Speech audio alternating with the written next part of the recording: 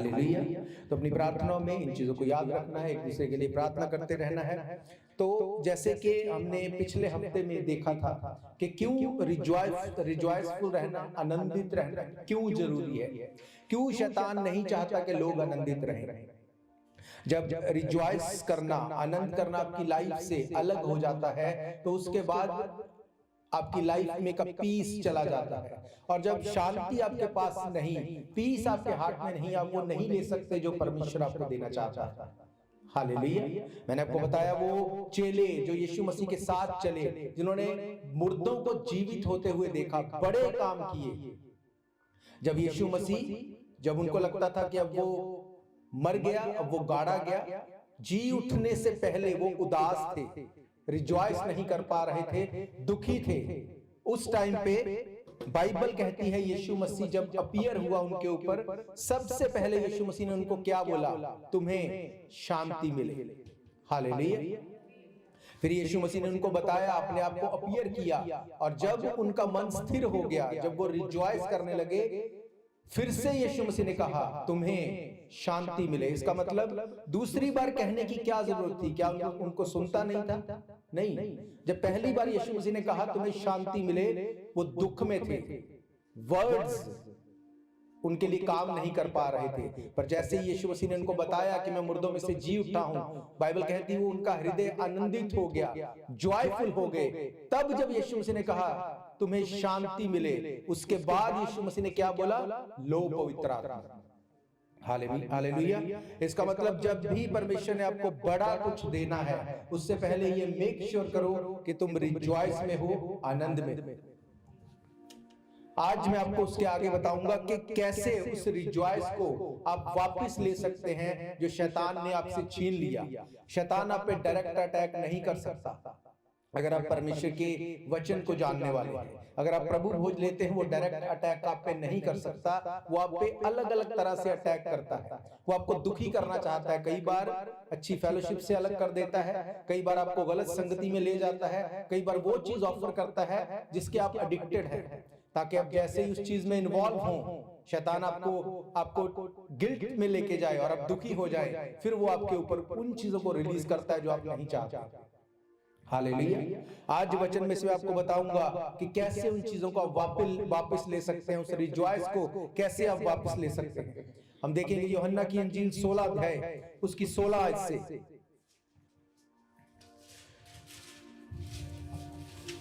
John chapter 16 आयत में वहां पे इस तरह से लिखा है, थोड़ी देर में तुम मुझे देखोगे, और फिर थोड़ी देर में तुम मुझे ना देखोगे, और फिर थोड़ी देर में तुम मुझे देखोगे। तब उसके कुछ चेलों ने आपस में कहा, ये क्या है जो वह हमसे कहता है, थोड़ी देर में तुम मुझे ना देखोगे, फिर थोड़ी देर में मुझे देखोगे?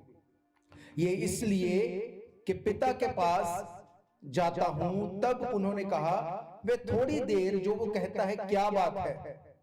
हम नहीं जानते कि वे क्या कहता है। यीशु ने ये जानकर कि वो मुझसे पूछना चाहते हैं, उनसे कहा, क्या तुम आपस में मेरी इस बात के विषय में पूछताछ करते हो? थोड़ी देर में तुम मुझे ना देखोगे, फिर थोड़ी देर में मुझे देखोगे।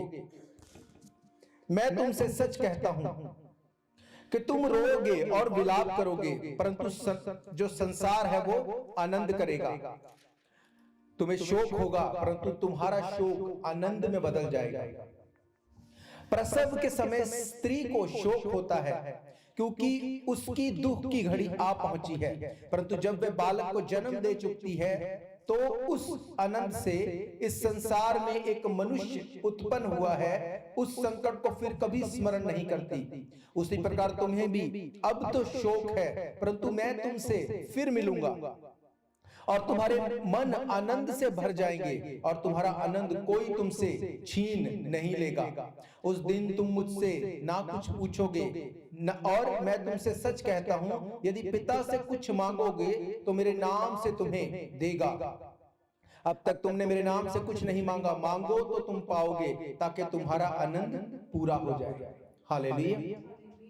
बाइबल कहती है यीशु मसीह ने जब वो पकड़वाए जाने वाला था, जब वो अपने चेलों से अलग होने वाला था, उसने उनको पहले बताया कि थोड़ी देर में तुम मुझे नहीं देखोगे, फिर थोड़ी देर में तुम मुझे देखोगे। उसने उन्हें बताया कि कैसे तुम लोग शोक करोगे, जो संसार है वो आनंद करेगा, पर जब मैं फिर से तुम्हें मिलूंगा तो तुम लोगों का शोक जो है वो आनंद में बदल जाएगा। हालेलुया। यीशु मसीह ने कहा जब तुम्हारा शोक जो है आनंद में बदल जाएगा, उसके बाद लिखा है जब तुम पिता से मेरे नाम से कुछ भी मांगोगे वो तुम्हें देगा। इसका मतलब जब आप शोक में हैं, आप पिता से कुछ भी मांगते रहें, वो आपको नहीं दे सकता। क्यों? क्योंकि जब आप शोक में हैं, जब दुख में हैं, आप वर्ड से होके परमेश्वर के सामने नहीं जाते, फिर आप इमोशनल होके परमेश्वर के सामने जाते, फिर आप बोलते मेरी ये जरूरत है।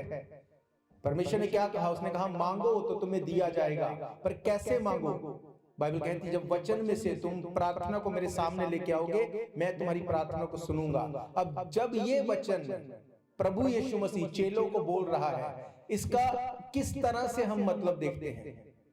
एक तो वर्डली मतलब ये है, यीशु मसीह उनको बोल रहा था जब मैं क्रूसीफाई हो जाऊंगा तब लोग आनंद करेंगे और तुम लोग शोक करोगे, पर जब मैं जी उठूंगा, जब मैं जी उठ के तुम्हें मिलूंगा, उस टाइम पे लोग जो हैं वो दुखी होंगे पर तुम लोग आनंद करोगे। हालेलुया। ये तो एक तो इसका ये वर्डली मतलब है। पर जब आप इसको ओरिजिनल भाषा में देखते हैं, ओरिजिनल भाषा में जब यूहन्ना की इंजील 17 अध्याय जब उसकी आप 22 आयत को देखते हैं, वहां पे लिखा उसी प्रकार तुम्हें भी अब तो शोक है, परंतु मैं तुमसे जब फिर मिलूंगा और तुम्हारा मन आनंद से भर जाएगा और तुम्हारा आनंद कोई तुमसे छीन नहीं सकेगा। एक तो इसका मतलब यीशु मसीह ने लिटरली बताया, जब वो मुर्दों में से जी उठा, चेलों को जाके उसने बोला, जब अपने आप को अपीयर किया, उनको शांति दी, पवित्र आत्मा दी, उसके बाद उनको कभी किसी ने दुखी नहीं किया, कोई उनको दुखी नहीं कर सका। उन्होंने वचन का प्रचार किया, लोगों में यीशु मसीह के बारे में बताया, रूहों को बचाया, बड़े काम को किया। पर अगर इसको आप ओरिजिनल भाषा में देखते हैं, ओरिजिनल भाषा में जो मिलूंगा का मतलब है, जो वर्ड यूज वहां पर हुआ वो वर्ड है हेराओ, 3708 नंबर। इसका मतलब है properly see, often the metaphorical meaning to see with their spiritual needs, and जो उनके माइंड में है उस नीड की बात की गई। उसने कहा जब तुम स्पिरिचुअली मुझसे मिलोगे, जब माइंड में मुझसे मिलोगे, तब तुम्हारा आनंद कोई चुरा नहीं सकेगा। हालेलुया। अब जब यीशु मसीह ये बोल रहा है कि जब तुम स्पिरिचुअली, जब माइंड में जब मुझसे मिलोगे, तुम्हारा आनंद कोई चुरा नहीं सकेगा। अब इसका कई बार ऐसे लगता है कि हम तो यीशु मसीह को ही सर्व करते हैं, हम तो उसी का नाम लेते हैं। बाइबल एक चीज बड़ी क्लियरली बताती है, परमेश्वर ने कहा तुम अपने मुंह को खोलोगे मैं उसे भर दूंगा। अब किनको बोला गया? ये बिलीवर्स को बोला गया जो वचन को जानते हैं। अगर बिलीवर मुंह को नहीं खोलता तो वो उस मुंह को भरते हुए नहीं देखता, वो प्रेयर का आंसर नहीं ले सकता। 23 आयत में लिखा उस दिन तुम मुझसे कुछ ना पूछोगे, मैं तुमसे सच कहता हूं यदि पिता से कुछ मांगोगे तो मेरे नाम से तुम्हें देगा। अब मांगना जो है, मांगना एक घोषणा करना है, डिक्लेयर करना है चीजों को। जब आप चीजों को डिक्लेयर करते हैं, परमेश्वर अपने दूतों को आज्ञा देता है कि वो एक्टिवेट होके आपकी उस नीड को, आपकी उस हीलिंग को, डिलीवरेंस को वो पूरा करें। हालेलुया। एक विश्वास ये है कि हाँ हम विश्वास करते हैं यीशु मसीह पर एक विश्वास ये है जब हम वचन को लेकर डिक्लेयर करते हैं चीज उनके ऊपर, जब हम वचन को लेकर डिक्लेयर करते हैं तब हम एक्चुअली में दिखाते हैं कि परमेश्वर हम फेथ करते हैं, चाहे सामने कुछ भी है तेरा वचन इसमें से छुड़ा सकता है, वो ताकत रखता है चीजों को चेंज करने की। परमेश्वर ने कहा जब तुम मुझसे मिलोगे, कैसे? स्पिरिचुअली और माइंड में। आप सोचो आपकी बीमारी इतनी बड़ी है, रिजल्ट आपको दिखता है, चाहे वो रिपोर्ट में हो, चाहे आपके किसी रिश्तेदार को पहले ये हुआ हो, चाहे आपके दादाओं को, परदादाओं को, बाप को, माँ को, किसी को भी हुआ हो, आपको दिखती है ये चीज। पर जब आप वचन में देखते हैं, बाइबल क्या कहती है? तेरे पास 1000, दाहिने हाथ 10,000 गिनेंगे, वो तेरे पास नहीं आएगा। ये क्या है? ये एक घोषणा है, ये एक डिक्लेरेशन है। आप उस बीमारी को मुंह से डांटते हैं और बोलते हैं कि यीशु मसीह के वचन में ये लिखा है और उसके कोड़े खाने से मैं चंगा हो चुका हूं। जब ये घोषणा को आप रिलीज करते हैं, उसने कहा जब तुम मुझसे मिलोगे स्पिरिट में और माइंड में, तुम्हारा आनंद कोई तुमसे छीन नहीं सकेगा। हालेलुया। आज लोग दुखी हैं, बीमारी में, ट्रबल में, अपनी सिचुएशन से, और इमोशनल होकर रो के उनको लगता है परमेश्वर इमोशनल हो जाएगा। ऐसा नहीं है। उसने कहा घोषणा कर। जब तू घोषणा करेगा उसके बाद चीजें चेंज होगी। अगर परमेश्वर ने इमोशनली होके चीजों को चेंज करना होता तो हम सब उसके प्यारे हैं। उसने कहा परमेश्वर ने जगत से ऐसा प्यार किया। जगत में जितने लोग हैं वो सब उसके प्यार करने वाले हैं, वो सबसे प्यार करता है। इसीलिए यीशु मसीह अपने आने में देर करता है, क्योंकि उसने कहा मैं नहीं चाहता कि एक भी जन नाश हो।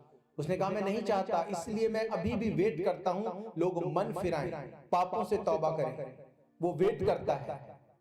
अगर वो इमोशनल होके करता तो वो किसी को भी मरने नहीं देता, किसी को भी वो शैतान के हाथ में नहीं जाने देता। पर उसने कहा तुम्हारी घोषणा जो है वो तुम्हारी लाइफ को चेंज कर सकती है।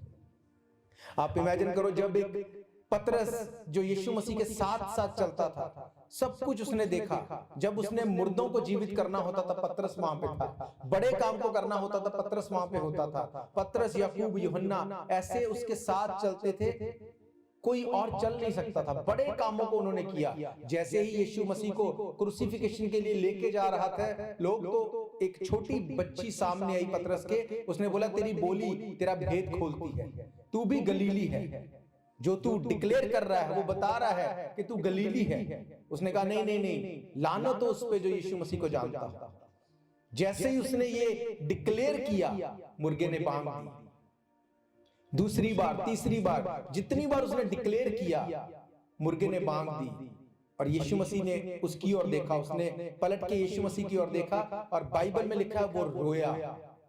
उसको समझ आ गया कि मैंने क्या कर दिया। मैंने डिक्लेयर जो किया उसने मेरे चेले होने के पद को खत्म कर दिया, मेरी लाइफ को किसी और ही एक स्टेज पे ले जाके खड़ा कर दिया। क्यों ये हुआ? एक रॉन्ग डिक्लेरेशन की वजह से। हालेलुया। मरकस की इंजील उसका 11 अध्याय अगर आप देखते हैं, मार्क 11, मरकस 11 उसकी 20 आयत से अगर आप देखते हैं, मार्क 11 फ्रॉम वर्स 20, वहां पे लिखा फिर भोर को जब वे उधर से जाते थे तो उन्होंने उस अंजीर के पेड़ को जड़ से सूखा हुआ देखा। पतरस को ये बात याद आ गई कि उसने उससे कहा था, हे रब्बी देख, ये अंजीर का पेड़ जिसे तूने श्राप दिया सूख गया है। यीशु ने उसको उत्तर दिया, परमेश्वर पर विश्वास रखो, मैं तुमसे सच कहता हूं, जो कोई इस पहाड़ से कहे तू उखड़ जा और समुद्र में जा पड़, और अपने मन में संदेह न करे, वरन प्रतीत करे कि जो कहता है वे हो जाएगा, वो उसके लिए वही होगा। इसलिए मैं तुमसे कहता हूं, जो कुछ तुम प्रार्थना करके मांगो और प्रतीत कर लो कि तुम्हें मिल गया है, तो तुम्हारे लिए हो जाएगा। हालेलुया। आप सोचो कि वहां पर जहां पर यीशु मसीह को भूख लगी, उसने पेड़ के पास जाके देखा, जब उसको फ्रूट नहीं मिला तो उसने क्या किया? उसने मुंह से एक घोषणा की कि आज के बाद तेरा फल कोई नहीं खाएगा। बाइबल कहती है उसने घोषणा की, और उसके रिजल्ट को पतरस ने रिकॉग्नाइज किया जब वहां से जा रहे थे। जब पतरस ने रिकॉग्नाइज किया, उसने कहा कि ये तो जड़ से सूख गया, और उसने जाके यीशु मसीह को बोला। यीशु मसीह ने उसको कहा, अगर तुम मन में विश्वास रखोगे, पहाड़ से कहोगे यहां से उखड़कर समुद्र में लग जा, तो उसको होना पड़ेगा। क्या ये आपको इजी बात लगती है? एक पहाड़ को बोला जाए यहां से उखड़ के समुद्र में लग जा, क्या ये इजी बात है? क्या ये हो सकता है? बाइबल कहती है कि जो इम्पॉसिबल है, यीशु मसीह उसको पॉसिबल करने की ताकत रखता है। अगर यीशु मसीह ने कहा है ऐसा हो सकता है, तो ये हो सकता है। उसने नहीं कहा कि तुम जाके लोगों को बताना कि बड़ा पहाड़ है, इसको कैसे हटाया जाए। उसने कहा तुम पहाड़ से बोलना, यहां से उखड़कर समुद्र में लग जा, वो लग जाएगा। इसका मतलब यीशु मसीह ये बोल रहा है कि अपनी प्रॉब्लम से अगर तुम डिक्लेरेशन से बात करोगे, घोषणा करोगे, उसको जाना पड़ेगा। नो मैटर व्हाट, वो कुछ भी हो, अगर तुम डिक्लेयर करोगे वर्ड्स को, वो कितनी भी बड़ी प्रॉब्लम हो, पर शर्त यह है कि तुमको प्रॉब्लम के साथ डील करना है। प्रॉब्लम के बारे में लोगों को बता के उसकी डील नहीं करनी, उस प्रॉब्लम से बात करो वचन में से। जब तुम उस प्रॉब्लम को वचन में से तुम डिक्लेयर करोगे चीजों को, उसको जाना ही पड़ेगा। ये पॉसिबल नहीं कि वो तुम्हारी लाइफ के ऊपर रुक सके। बाइबल कहती है यीशु मसीह गनेसरेत के एक स्थान पर गया, वहां पे एक जन था जिसमें 5000 से ज्यादा दुष्ट आत्माएं थी। यीशु मसीह ने जब दुष्ट आत्माओं को, जब उसका सामना हुआ, वो उसको देखते ही चिल्लाने लगी, उसको बोला कि हमें वक्त से पहले क्यों निकालने आ गया। यीशु मसीह ने उनको बोला कि चुप हो जा, उसको बोलना नहीं दिया। उसने कहा हमें तू सूरों के झुंड में भेज दे। क्या वो खुद नहीं जा सकती थी? क्या वो यीशु मसीह को क्यों वो बोल रही थी? उसको पता था कि जब ये डिक्लेयर करेगा चीजें होंगी होंगी। और बाइबल कहती है यीशु मसीह ने कहा कि जाओ सूरों के झुंड में। वो 5000 दुष्ट आत्माएं सूरों के झुंड में गई। वो सूअर जो है वो झील में पड़कर मर गए। क्यों? क्योंकि बाइबल कहती है उस टाइम पे सूरों को चराना पाप माना जाता था। पर जब यीशु मसीह ने जब तक डिक्लेयर नहीं किया, दुष्ट आत्मा भी वेट कर रही थी कि अब ये मुझे यहां से जाने के लिए भेज सकता है। क्यों उसने कहा? उसको पता था ये मुझे अथाह कुंड में भी भेज सकता है, नरक की आग में भी भेज सकता है। उसने कहा इससे पहले ये डिक्लेयर करे, मैं इसको बताऊं कि नहीं देख यहां भी ये चीज भी जो है ये पाप का एक हिस्सा है, मुझे इसमें भेज।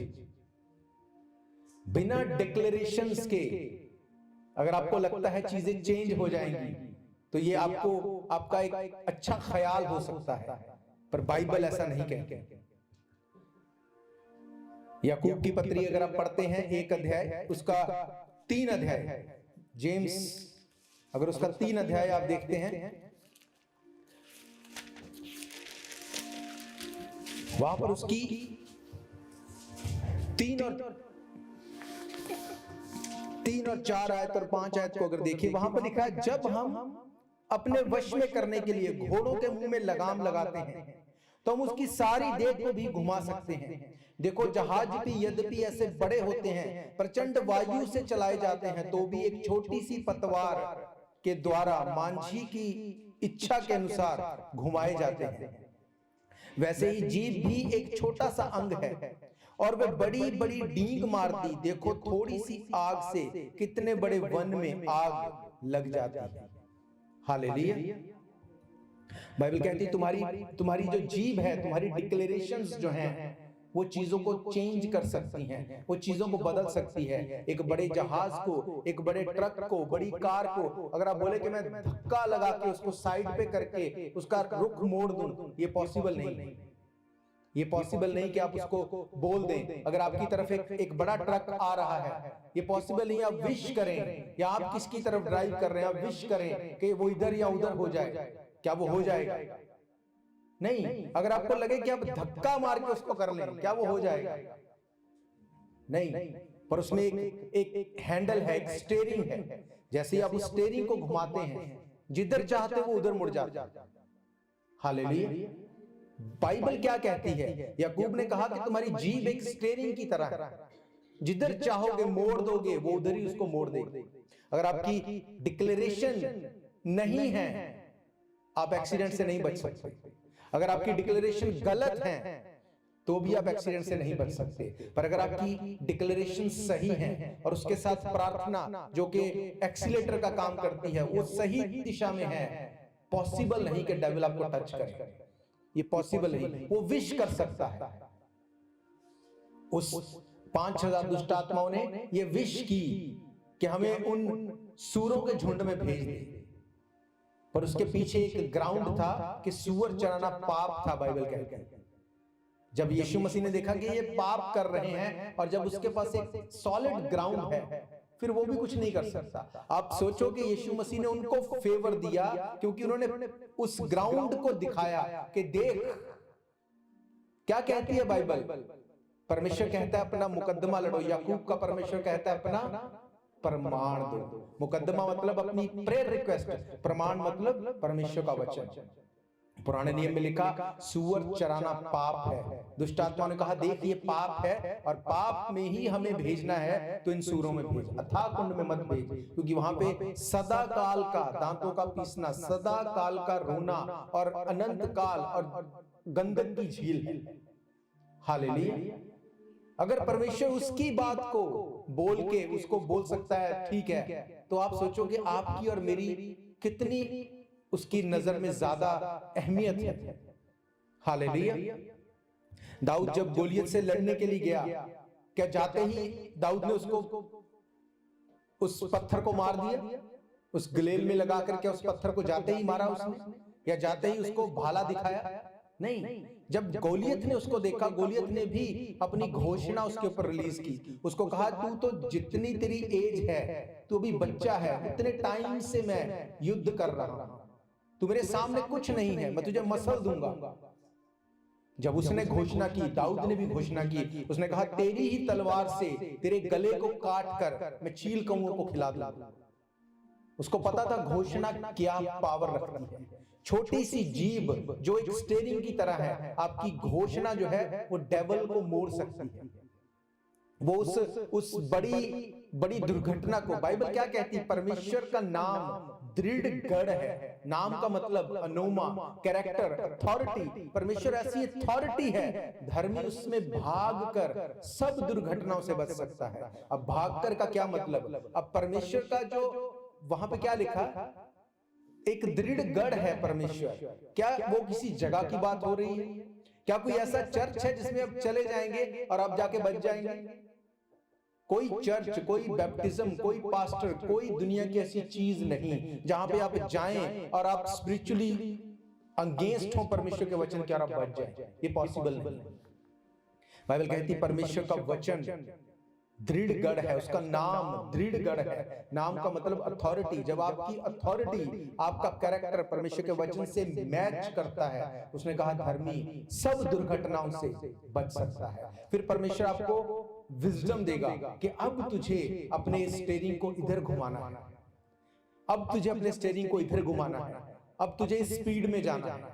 कई बार परमेश्वर आपको ज्यादा प्रार्थना करने के लिए बोलता है, कई बार परमेश्वर आपको किसी के लिए प्रार्थना नहीं करने को बोलता है। बाइबल कहती है इनके लिए प्रार्थना मत कर क्योंकि मैं नहीं सुनूंगा।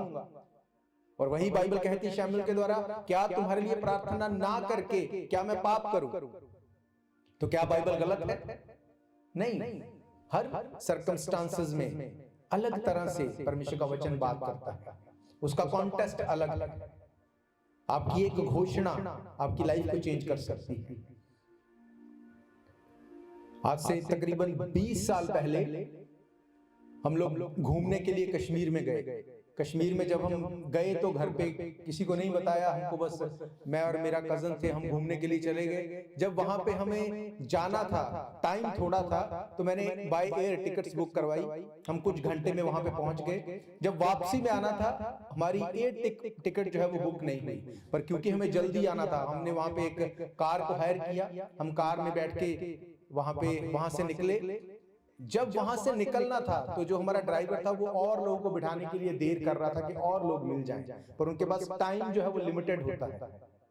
उनको उस नियमित समय पे पहुंचना था, जहां से जम्मू में, जहां पे हमें लेके अलग से बस को आना था। तो वहां से जब वो चला, उसने इतनी स्पीड में कार को चलाया और उसको पता नहीं चल रहा था कि मुझे किधर को सही मोड़ना है नहीं मोड़ना। उसने किसी को, एक ट्रक को ओवरटेक किया, आगे से बस आ रही थी, उसको समझ ही नहीं आया मैं क्या करूं। एक रॉन्ग डिक्लेरेशन, उसने गलत तरफ कार को मोड़ा और हमारी कार 200 मीटर नीचे खाई में गिर गई। Can you imagine? एक सेकंड में चीजें चेंज हो गई, एक सेकंड में। एक गलत डिक्लेरेशन, बाइबल कहती है तुम्हारी जीभ जो है वो ऐसी, वो एक पतवार की तरह, जैसे एक बड़े जहाज को वो मोड़ सकती है। एक गलत डिसीजन, पूरे लोग, उसमें 10-12 लोग हम थे, बड़ी कार थी, सूमो शायद, तो वो जब उस बड़ी खाई में गिर गई, सब कुछ खत्म हो गया, कुछ नहीं मिला वहां पे, न कार न लोग, कुछ नहीं वहां पे मिला। आप सोचो, वर्ल्डली हम समझते हैं चीजों को कैसे करना है। परमेश्वर ने कहा जब तुम मुझसे मिलोगे, कैसे? माइंड में, स्पिरिट में, तब तुम्हारा आनंद तुमसे कोई छीन नहीं सकेगा। हालेलुया। आज स्पिरिट में कोई परवाह नहीं किसी को कि अगर मैं गलत चल रहा हूं तो कोई बात नहीं, अगर मेरा एक्सीडेंट हो जाए तो कोई बात नहीं, अगर कुछ गलत हो जाए स्पिरिचुअल, कोई बात नहीं, क्योंकि किसी को थोड़ी दिखता है। मुझे जो दिखाना है वो अलग है, पर जो मैं हूं वो अलग है। तो जो दिखा रहा हूं वो अच्छे से होना चाहिए। पर याद रखो, अगर आप स्पिरिचुअल हैं तो बाइबल बताती है शाऊल ने भी ऐसा ही किया। शाऊल ने कहा शमूएल को कि ठीक है, मैंने गलत कर दिया, तेरा काम मैंने किया, मुझे नहीं करना था, अब तू आ गया है, अब आगे का तू देखना, पर यहां से तू मेरे साथ चलना, लोगों को मत बताना कि ये गलत हुआ। इसका मतलब स्पिरिट में, स्पिरिचुअली जो एक्सीडेंट उसने किया उसको कोई परवाह नहीं थी उसकी। और बाइबल कहती है शमूएल से, इसको राजा बना के मैं पछता रहा हूं। आप इमेजिन करो, आपकी गलत घोषणाएं या घोषणा ना करना परमेश्वर को भी दुखी करता है कि ये क्या हो रहा है, इसको ये नहीं करना चाहिए, जो मैं कह रहा हूं वो करना चाहिए। क्यों? क्योंकि अगर ये गलत डायरेक्शन में चला गया तो ये वहां चला जाएगा जहां पे मैं नहीं चाहता ये जाए। हालेलुया। बाइबल कहती है तुम्हारी घोषणाएं चीजों को चेंज कर सकती हैं। प्रोवर्ब्स 21:23, नीति वचन 21 उसकी 23 आयत में,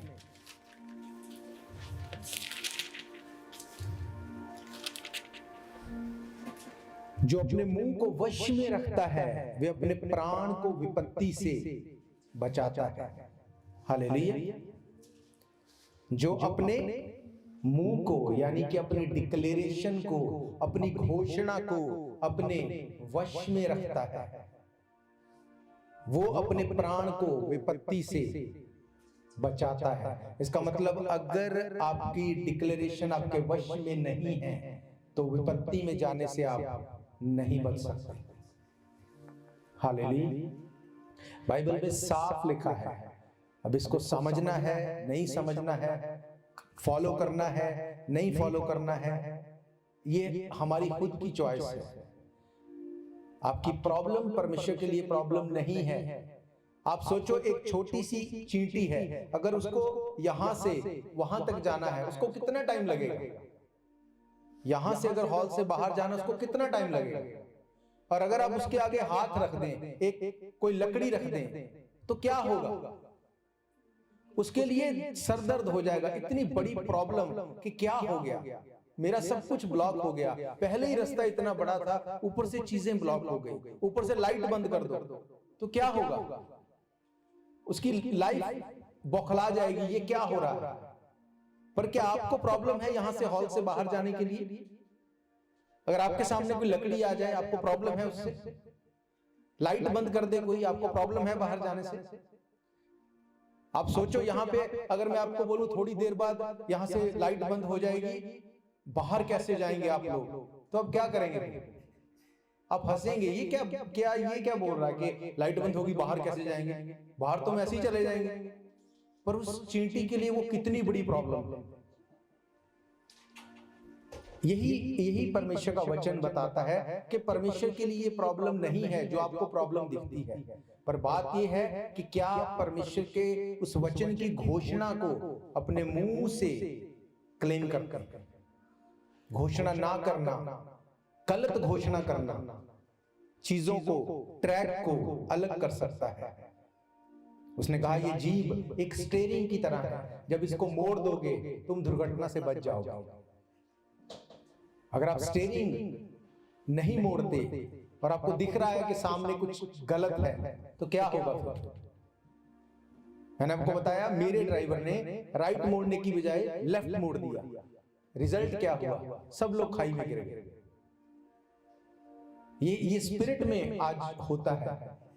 आज लोगों को लगता है कि कोई स्पिरिचुअली कोई प्रॉब्लम नहीं है, फिजिकली नहीं होना चाहिए, स्पिरिचुअली कोई प्रॉब्लम नहीं है। पर बाइबल कहती है जैसे तुम्हारी स्पिरिचुअल लाइफ है वैसे ही तुम्हारी रियल लाइफ है। उसने कहा जब तुम परमेश्वर के वचन को अपने मुंह से बोलोगे, उसने क्या लिखा 23 आयत में, जो अपने मुंह को वश में रखता है वे अपने प्राण को विपत्ति से बचाता है। कई लोग इतना बोलते हैं, बोलते ही रहते हैं, उनको पता नहीं गलत बोलते हैं सही बोलते हैं। बाइबल क्या कहती है कि जो परमेश्वर के लोग हैं उनकी आत्मा उनके वश में है, उनको पता है क्या बोलना है, कहां पे बोलना है, कहां पे नहीं बोलना। हालेलुया। बाइबल कहती कि अपने मुंह को अगर तू वश में रखेगा तो उस दुर्घटना से बच सकता है। मतलब वश में रखने का मतलब ये नहीं कि बोलना ही नहीं, अगर तुझे दिखता है तो तुझे बोलना पड़ेगा। वचन क्या कहता है? कोई आपको कर्ज कर रहा है, आप चुप नहीं बैठ सकते, आप वचन से उसको जवाब देंगे कि ये मेरे ऊपर काम नहीं कर सकता, मैं इसको रिसीव नहीं करूंगा। पर मेरा वचन ये कहता है अगर तुम परमेश्वर से प्यार करते हो उसकी आज्ञाओं को मानोगे। मैं उसकी आज्ञाओं के बीच में चलने वाला, मैं वचन के ऊपर खड़ा हूं। कोई भी दुष्ट की चाल, कोई भी शैतान का तीर मेरी तरफ नहीं आ सकता। आपको डिक्लेयर करना पड़ेगा इन वचनों को। बाइबल कहती है डिक्लेरेशंस जो हैं वो चीजों को चेंज करती है। भजन संहिता अगर 141 अगर आप देखते हैं 141 उसकी 3 आयत को अगर पढ़ें, वहां पे लिखा हे यहोवा मेरे मुख पर पहरा बिठा, मेरे होठों के द्वार की रखवाली कर। बाइबल कहती मेरे मुख पर पहरा बिठा। क्यों इतना इंपॉर्टेंट है? क्यों यहां पर दाऊद ने ये बोला कि मेरे मुंह पर पहरा बिठा? जब वो शाम की प्रार्थना कर रहा था तब वो इस बात को बोलता है कि परमेश्वर मेरे मुंह पर पहरा बिठा, परमेश्वर मेरे होठों के द्वार की रखवाली कर। कहीं ऐसा ना हो कि मैं गलत डिक्लेयर कर दूं चीज कोई। वो प्रॉब्लम में था, उसको पता था कि चीजें खराब हो रही हैं। वो ये भी बोल सकता था परमेश्वर, जैसे बाइबल बताती ना कि स्तिफनस ने बोला कि मैं तेरे पास आना चाहता हूं, परमेश्वर सब कुछ मैंने पूरा कर दिया, मेरी आत्मा को ग्रहण कर। तो परमेश्वर कुछ नहीं कर सकता था, परमेश्वर ने उसकी आत्मा को ग्रहण किया। दाऊद यहाँ पे बोल रहा है कि मेरे मुख पर पहरा बिठा, कहीं मैं गलत डिक्लेयर ना कर। परमेश्वर मैं तो दुखी हो गया, ऐसी जिंदगी से तो मौत अच्छी है, ऐसी जिंदगी का क्या फायदा। कुछ भी बोल सकता है जब एक आदमी इमोशनल है, पर जब एक आदमी वचन के ऊपर खड़ा है फिर वो इमोशनल होके गलत प्रेयर नहीं कर सकता, गलत डिक्लेरेशन नहीं कर सकता, क्योंकि परमेश्वर वचन से बंधा हुआ है। जब आप वचन को रिलीज करते हैं, आप डिक्लेयर करते हैं, आप अपने व्हीकल को आप सही डायरेक्शन में स्पिरिट में लेके जा रहे हैं। आपको पता है यहां से मुड़ना है, यहां से आहिस्ता होना, यहां से स्पीड में जाना, आपको पता होगा। आप वैसे ही करेंगे। आप फास्टिंग करते हैं ना, कोई एक बार करता हफ्ते में, कोई 2 बार करता है। फास्टिंग जब करते हैं तो वो क्या है? फास्टिंग आपकी चीजों को ट्यून इन करती है। जब आप प्रार्थना करते हैं वो स्पीड अप करती है। पर अगर आपकी जीभ, आपकी डिक्लेरेशन सही नहीं है तो वो चीजें गलत डायरेक्शन में स्पीड अप कर देंगी। हालेलुया। बाइबल कहती है कि तुम्हारी आंख जो है वो शरीर का क्या है? दिया है, दीपक है। उसने कहा कि तुम्हारी ब्लेसिंग जो है, अगर तुम्हारी आंख निर्मल है तो पूरा शरीर भी। उसने कहा अगर तुम कैरेक्टर वाइज सही हो तो तुम्हारी ब्लेसिंग दूसरों से क्या होनी चाहिए? ज्यादा होनी चाहिए। पर अगर तुम गलत डायरेक्शन में हो तो तुम्हारी ट्रबल भी दूसरों से फिर क्या होगी? फिर वो ज्यादा ही होगी, फिर वो कम नहीं होगी। अगर तुम्हें लगता है कि मेरी ब्लेसिंग ज्यादा होनी चाहिए फिर ट्रबल भी ज्यादा होगी। इसलिए उसने कहा तुम जोर लगाते हो पर गलत तरफ जोर लगाते हो। पौलुस कहता तुम्हें परमेश्वर की धुन तो रहती है पर सही रीति से नहीं रहती। हालेलुया। इसलिए डिक्लेरेशंस करना जरूरी है। अब जब डिक्लेयर करते हैं किसी चीज को, अगर उस चीज को आप डिक्लेयर करें जो दिखती है उसकी कोई सेंस नहीं है। बाइबल कहती है विश्वास आशा की हुई वस्तुओं का निश्चय है, अनदेखी बातों का। इसका मतलब जो दिखता नहीं। क्या बोला पतरस ने? उसने बोला कि तूने इस पेड़ को श्राप दिया, ये जड़ से सूख गया। यीशु मसीह ने क्या कहा उसको? दैट्स ओके, कोई बात नहीं, ऐसा ही होता है। ऐसा बोला उसको? उसने उसको कहा तुम एक पहाड़ से कहोगे यहां से उखड़ के समुद्र में लग जा, उसको लगना पड़ेगा। इसका मतलब वो ये बोल रहा था कि ऐसी चीज जो इम्पॉसिबल है, जो तुम्हें दिखती है कि नहीं हो सकती, उसको होना पड़ेगा जब तुम वचन में से डिक्लेयर करोगे सही तरह से चीजों को। हालेलुया। बाइबल कहती है यहोशू वो मूसा के बहुत क्लोज रहने वाला था, वो उसको क्लोजली वॉच करता था। अब मूसा की उसको अच्छी चीजें भी दिखती थी, मूसा को जब लोग तंग करते थे उसको वो भी दिखता था। उसको दिखता था मूसा परमेश्वर के आमने सामने बात करता है, उसको वो दिखता था। उसको पता था मूसा घंटों घंटों प्रार्थना करता था, तंबू में जाता था, वो बाहर बैठा रहता था, वो चला जाता था तब भी वो बैठा रहता था, वो उसको नजर आता था। पर जब लोग मूसा को क्रिटिसाइज करते थे, क्या यहोशू को नहीं दिखता था? इसका मतलब उसका अच्छा भी दिखता था, उसकी स्ट्रगल भी दिखती थी, हर चीज यहोशू को दिखती थी। जब परमेश्वर ने मूसा को बोला अब तेरे जाने का समय आ गया, अब तू यहोशू को अनॉइंट कर। अब यहोशू इस बात को सोचते हुए क्या मन में खुश हो रहा होगा कि डर रहा होगा? उसको क्या लग रहा होगा?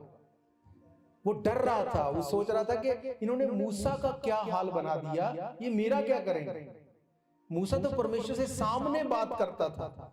मूसा 40 दिन 40 रात परमेश्वर के सामने रहने वाला, लाठी से समुद्र को दो भाग करने वाला। क्या यहोशू ने कोई चमत्कार किया तब तक? वो क्या करता था? वो सिर्फ क्लोज था मूसा के, वो ऑब्जर्व कर रहा था, वो डर रहा था अंदर से कि क्या होगा मेरा। पर क्या कहीं पे आपने पढ़ा कि यहोशू बैठ के रो रहा है, परमेश्वर मुझे नहीं, मैंने नहीं करना, मैं मर जाऊंगा, मुझे बचा ले? क्या पढ़ते यहोशू ने ऐसा किया? बाइबल कहती है वो मन में डरा हुआ था, पर डिक्लेयर क्या कर रहा होगा वो, क्योंकि सब कुछ बाइबल में नहीं लिखा। यीशु मसीह ने कहा अगर सब कुछ लिखा जाता वो दुनिया में नहीं समाता। बाइबल ये दिखाती है, ये पवित्र आत्मा को दिखाता है, ऑब्जर्व करवाता है कि वो डिक्लेयर करता होगा कि परमेश्वर तू मेरे साथ रहना, जैसे तूने मूसा के आगे आगे चल के अगुवाई की, मेरी भी वैसी अगुवाई करना। इसीलिए परमेश्वर कहता है जैसे मैं मूसा के साथ रहा, मैं तेरे भी साथ। क्यों उसने कहा? उसके बिना मांगे कहा होगा उसने? नहीं, उसने कहा मांगो तो दिया, उसने बोला होगा। इसलिए परमेश्वर ने कहा मैं तेरे आगे आगे होके चलूंगा, जैसे मैंने मूसा को नहीं छोड़ा मैं तुझे भी नहीं छोड़ूंगा। जिस जगह पे तू पैर रखेगा मैं तुझे दे दूंगा, मैं तुझे सर बनाऊंगा, तुझे पूंछ नहीं बनाऊंगा। पर उसने कहा मेरी एक शर्त है, शर्त ये है कि व्यवस्था की ये पुस्तक तेरे। क्यों? उसने कहा ये डिक्लेरेशन तेरे मुंह से, तेरे चित्त से कभी अलग ना होने पाए। इसीलिए वो बोलता है कि आज मैंने ये चुन लिया, मैं और मेरा घराना तो नित्य यहोवा ही की करेंगे। क्या लोगों को नहीं पता था कि ये सेवा कर रहा है? क्या लोगों को नहीं पता कि इसकी लाइफ क्या है? आज आप किसी व्यक्ति को देखो, आप उसको देख के बता सकते हो उसकी लाइफ में कि यार ये तो बड़ा अच्छा है, या ये तो मुंह से सिर्फ देखने में अच्छा है, ये पीछे ये क्या करता है, इसकी लाइफ आप बता सकते हैं। अगर आप किसी को ऑब्जर्व करते आप बता सकते देख के कि सिर्फ के ये दिखने में ऐसा है या एक्चुअली में ये ऐसा है, आप देख के बता सकते हैं। क्या लोगों को नहीं पता था कि ये सेवा कर रहा है? क्या लोगों को नहीं पता कि ये जान देने तक वफादार है? आपको पता चल जाएगा, आप लोगों को देखते आपको ऑब्जर्व कर लेंगे अगर आप थोड़ा टाइम उनके साथ बिताते हैं कि इनकी लाइफ एक्चुअली है कैसी। क्या ये सचमुच मसीही है? क्या ये सचमुच परमेश्वर के लिए जान देने तक वफादार है? आप जांच लेंगे। लोग जानते थे कि यहोशू कौन है, मूसा ने उसे अनॉइंट किया, इसका मतलब कोई तो बात है। बाइबल कहती है परमेश्वर ने जब मूसा को ये बोला उसके ससुर के द्वारा, उसको एक एडवाइस दी कि तू इतना बिजी है, तू कब तक लोगों से मिलेगा, लोगों को अनॉइंट कर, थोड़ा थोड़ा अपने में से तू डाल, तेरे में से आत्मा को मैं डालूंगा, उनको विजडम दूंगा, वो लोगों का न्याय करेंगे। अगर कोई मामला बहुत फंस गया तो वो तेरे पास आएगा। और यूसुफ जब उसको यहोशू को वो क्या बोल रहा है कि इसको तू फुल्ली अनॉइंट कर, इसको यूज करूंगा मैं उस वायदा की हुई धरती पे लेके जाने के लिए। तो वो कितना अलग होगा, कितना बड़ा होगा, क्या होगा वहां पे। तब भी वो लोगों को डिक्लेयर करके बोल रहा है, मैं और मेरा घराना तो नित्य यहोवा ही की सेवा। क्यों? क्योंकि परमेश्वर ने बोला व्यवस्था की ये पुस्तक तेरे मुंह से डिक्लेयर होनी बंद नहीं होनी चाहिए। हालेलुया। डिक्लेरेशन इतनी जरूरी है, ये आपकी लाइफ को ट्रांसफॉर्म कर सकती है। आपको नहीं पता करना क्या है, डिक्लेयर करो, परमेश्वर आपको बताएगा। आप कंफ्यूज हैं, डिक्लेयर करो, परमेश्वर आपको बताएगा। पर बताएगा का मतलब आपको जो कहता है वो सुनना है। फिर ये नहीं कि परमेश्वर मेरी तो यही मर्जी है, अब तुझे डिक्लेयर किया तो करना भी यही पड़ेगा। फिर नहीं, ऐसा नहीं। आपको परमेश्वर को अलाउ करना पड़ेगा कि तू काम कर। जब एक व्यक्ति के 2 बेटे थे, बाइबल कहती, एक ने कहा मुझे सब कुछ दे दे, मुझे जाके अपना एंजॉय करना है। जब इतने हालात खराब हो गए कि सूरों को दिने दिए जाने वाला खाना उसका भाग रह गया, तो उसने क्या बोला?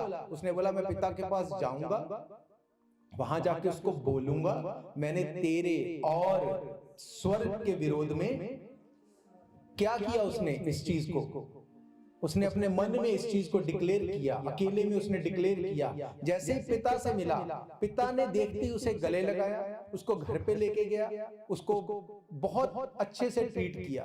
अब अगर वो ना भी बोलता तब भी पिता उससे वैसा ही प्यार करता। पर जब वो सब कुछ हो गया, तब भी उसने क्या किया? उसने कहा पिताजी मैंने तेरे और स्वर्ग के विरोध में पाप किया है, मुझे माफ कर दे। ये क्या था? ये डिक्लेरेशन थी। उसने डिक्लेयर किया, और जब उसने डिक्लेयर किया, उसके पिता ने बोला एक पला हुआ बछड़ा लेके आओ, उसको काटो और भोज करो, एक अंगूठी लेके आओ, इसको नए वस्त्र पहनाओ, जूतियां लेके आओ, उसको अधिकार वापस किए। और वो हुआ पहाड़ को बोल उखड़ के समुद्र में। ये पॉसिबल नहीं था। अगर वो सोचता कि मैं क्या करूं, मुझे तो शर्म आती है, मुझे तो गिल्ट होती है, अब मैं सुसाइड कर लेता हूं, क्या परमेश्वर करता कुछ? वो सुसाइड कर लेता है, दैट्स इट। अच्छा मुझे बताओ कि वो एक लड़का, वो ज्यादा परमेश्वर के यीशु मसीह के क्लोज था या यहूदा ज्यादा क्लोज था? यहूदा ज्यादा क्लोज था कि नहीं? यहूदा अपोस्टल था, यहूदा एक प्रेरित था, उसने बड़े आश्चर्य कर्म किए, यीशु मसीह के साथ 3.5 साल तक रहा। पर जब टाइम आया डिक्लेरेशंस का, उस सिंपल से एक लड़के ने डिक्लेयर किया और अपने उस जहाज को मोड़ के, यहोवा का नाम दृढ़गढ़ है, धर्मी उसमें भाग कर सब दुर्घटनाओं से, उसने अपने उस जहाज को मोड़ा और वो उस दुर्घटना से बच गया। और यहूदा जो सब कुछ जानता था, उसने डिक्लेयर क्या किया कि अगर इसको मैं पकड़वा दूंगा तो मुझे चांदी के सिक्के मिलेंगे। बाइबल कहती कि उसने छोटा छोटा गलत करते करते एक दिन यीशु मसीह को ही भेज दिया, और एंड क्या हुआ? जाके उसने सुसाइड कर लिया। डिक्लेरेशन इतनी इंपॉर्टेंट है, वो आपकी लाइफ का जो खोया हुआ उसको रिस्टोर कर सकती है, या जो आपके पास है उसको वो खत्म कर सकती है। अनवाइंटिंग आपकी लाइफ को प्रोटेक्ट करती है, पर अनवाइंटिंग को कैसे यूज करना है, कैसे डिक्लेयर करना है चीजों को, ये निर्धारित करता है कि आप कहां पर और कैसे और कितना जा सकते हैं। हालेलुया। इसलिए जब आप देखते हैं कि दिखता चाहे कुछ भी हो, कुछ भी ना दिखता हो, तब भी परमेश्वर एक के बाद एक नए चैनल्स को अटैच करता जा रहा है। और मैं कई बार सोचता हूं, हजारों लोग एवरी डे वचन को सुनते हैं, हजारों लोग, और कहां से हम सोच नहीं सकते, और लोग परमेश्वर से बात करता है। कई बार लोग बोलते हैं कि हमें पता नहीं आप क्या बोलते हैं, पर कैप्शन में जो आता है उसको सुन के हम पूरी फैमिली बैठ के देखते हैं और परमेश्वर हमसे बात करता है। आप इमेजिन करो, हम जानते नहीं, हम मिलते नहीं, हम जान भी नहीं सकते। ये परमेश्वर के काम है। विश्वास आशा की हुई वस्तुओं का निश्चय है, अनदेखी बातों का। और ये मैं तब से इस चीज को घोषणा कर रहा हूं जब मिनिस्ट्री शुरू हुई थी। तब से जब लोग बोलते थे यहां खड़े होके हम हाथ पकड़ लेंगे, किसी को अंदर नहीं आने देंगे, तब भी मैंने उनको कुछ नहीं बोला, किसी को कुछ नहीं कहा, पर मैं हमेशा ये डिक्लेयर करता था, परमेश्वर तू हमें वहां पे लेके जाएगा जहां तक हम सोच भी नहीं सकते। और आज आप देख रहे हैं उन चीजों को पूरे होते हैं। जब इस डायरेक्टर से मेरी बात हुई, जब इस मेरे ख्याल लास्ट वीक में, उसने कहा हम ऑलरेडी एडवर्टाइजमेंट जो है वो कर रहे हैं और लोग जो है वो वेट कर रहे हैं। लोगों के घरों में, कार में, घूमने जाते, जहां पे कहीं पे भी वो वचन को सुन रहे हैं। बाइबल कहती धन्य है वो जो वचन के भूखे और प्यासे हैं, क्योंकि वो तृप्त किए जाएंगे।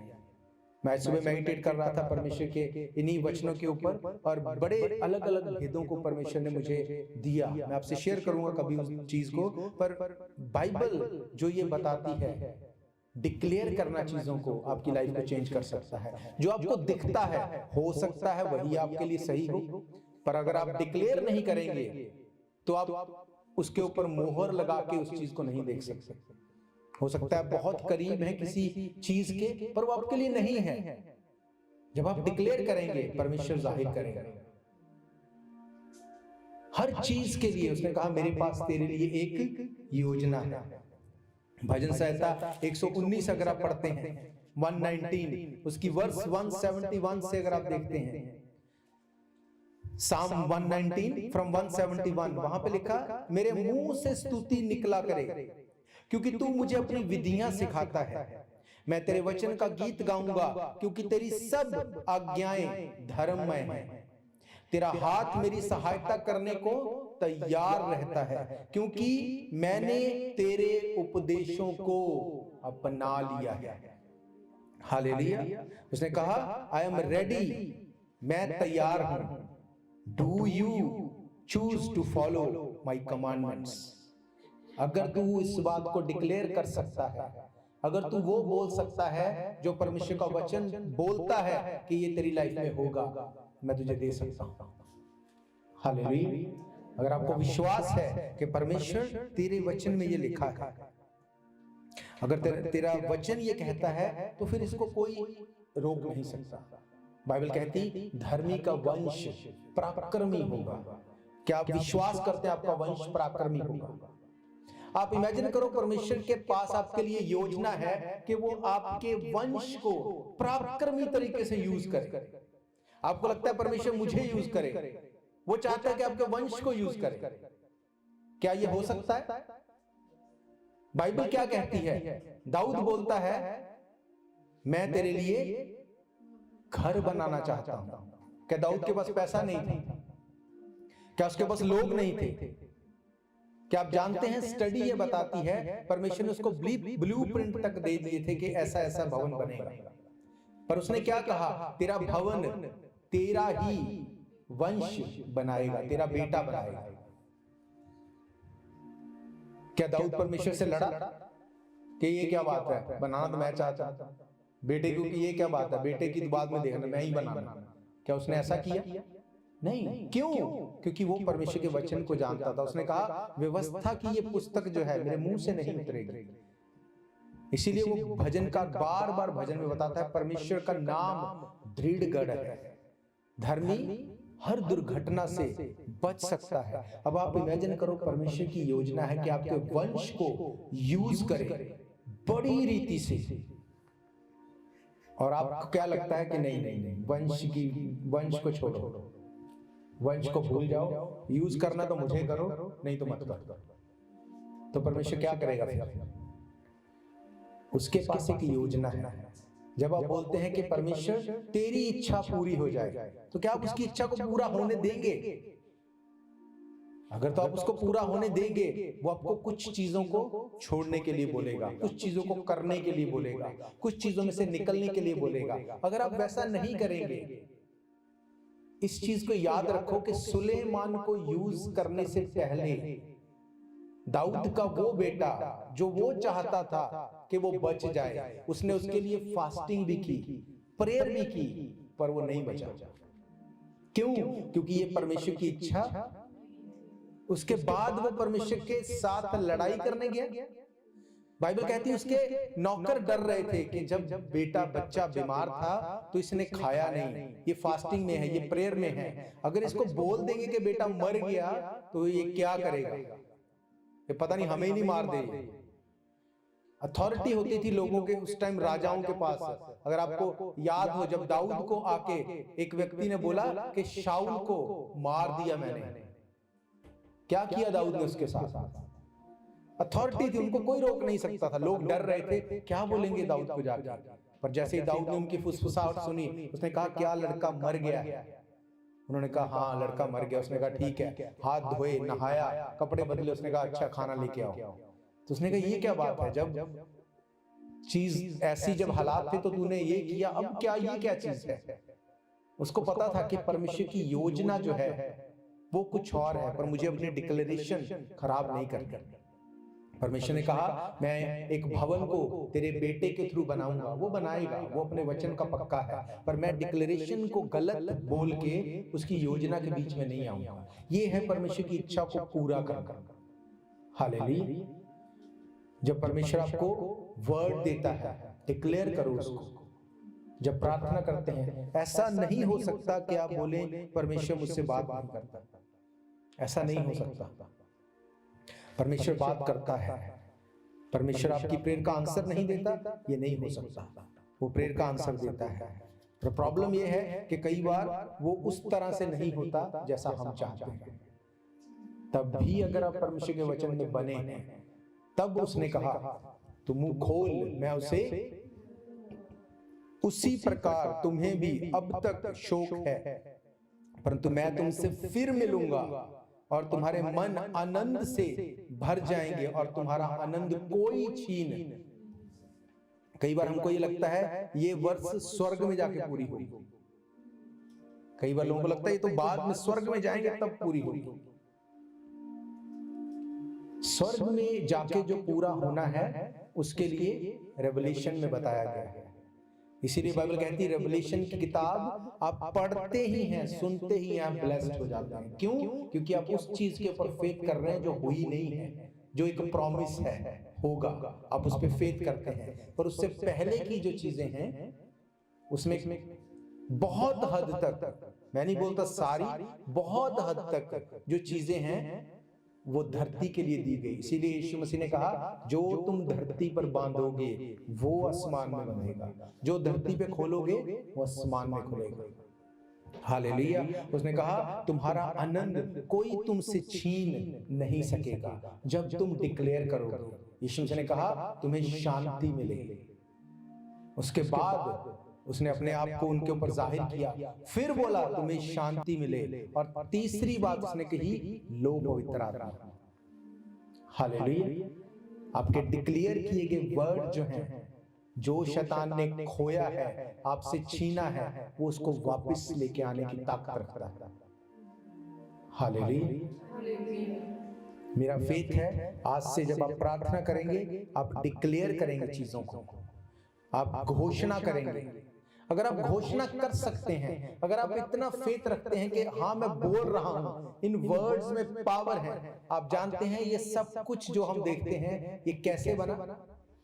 ये डिक्लेरेशन से बना। परमेश्वर ने कहा सूरज बन जाए, चंद्रमा बन जाए, पेड़ पौधे पक्षी बन जाए। जैसे जैसे वो बोलता गया चीजें, ये पावर है वर्ड की। और बाइबल क्या कहती है? परमेश्वर ने धर्मी को ये सेम पावर्स दी हैं। आप चीजों को क्रिएट कर सकते हैं अपनी घोषणा से, या बनी हुई चीजों को लूज कर सकते हैं अपनी घोषणा से। हालेलुया। इसीलिए पॉजिटिव रहना वचन में से जरूरी है। ये नहीं हर चीज के लिए बस आप बोले कोई बात नहीं, कोई बात नहीं, दैट्स ओके, कुछ नहीं होता, ऐसा नहीं है। वचन में से अगर आप पॉजिटिव हैं तब कुछ नहीं होता। क्या कहा हमने लास्ट टाइम? क्या देखा था? मैं तुमसे सच कहता हूं आनंदित रहो, मैं तुमसे फिर कहता हूं प्रभु में आनंदित रहो। हालेलुया। वचन में होना, वचन के थ्रू घोषणाएं करना या जनरली बोलना, ये दोनों अलग अलग बातें हैं। जनरली तो लोग भी बोलते हैं, एक बीमार जो हॉस्पिटल में मरने के स्टेज पे पड़ा है, लोग जाके भी उसको थोड़ी बोलते हैं ओके बस अब तो मरने वाला है, ओके टाटा बाय बाय, ऐसे बोल के आते हैं? बोलते दैट्स ओके, कोई नहीं, ठीक हो जाएगा, हौसला रखो। उसको भी पता है जिसके साथ है कि ये ठीक कुछ नहीं होगा, इसको भी पता है ठीक कुछ नहीं होगा, पर बस बोलना यही है। ये है वर्डली घोषणा। पर जब आप वचन में से घोषणा करते हैं, बाइबल क्या कहती, मैं ना मरूंगा वरन जीवित रहूंगा, यहोवा के किए कामों का वर्णन, ये एक कंप्लीट घोषणा है। उसने कहा मैं यहोवा के कामों का वर्णन करूंगा इसलिए मैं नहीं मरूंगा। जब आप ये घोषणा करते हैं, परमेश्वर को पता है ये मेरे काम के लिए नहीं मरेगा, ये मेरे काम को करने के लिए है, इसको मरना नहीं है, इसको काम करना। जब आप घोषणा करेंगे, परमेश्वर चीजों को रिवील करेगा। जब आप उसको पकड़ के बोलते रहेंगे, बाइबल कहती परमेश्वर का नाम दृढ़ गढ़ है, धर्मी उसमें भाग कर सब दुर्घटनाओं से हर एक गलत चीज, नेगेटिव वर्ड, हर एक एक्सीडेंट, दुर्घटना से, उसने कहा सब दुर्घटनाओं से वो बचता है। सिर्फ अपने स्टेयरिंग को चेंज करना है, अपनी घोषणा को चेंज करना है। जब आप चेंज करते हैं घोषणा को, परमेश्वर को कोई मतलब नहीं, आप घोषणा कर रहे हैं, वो रिलीज हो जाएगा। उसने आपको स्वर्गदूत दी, उसने कहा मैं अपने दूतों को आज्ञा दूंगा, तेरे निमित्त में उसे आज्ञा दूंगा, तेरे पांव में पत्थर से ठेस ना लगे, इसलिए तुझे अपने हाथों हाथ उठा लेंगे। वो आपको दूत देता है, वो आपको एंजल्स देता है कि आप डिक्लेयर करो और वो चीजों को पूरी करें। हालेलुया। हम प्रभु भोज में जाएंगे। जिन्होंने पानी में डुबकी का बपतिस्मा लिया है, आप इसमें से भाग लेंगे, अपने गुनाहों से तौबा करते हुए।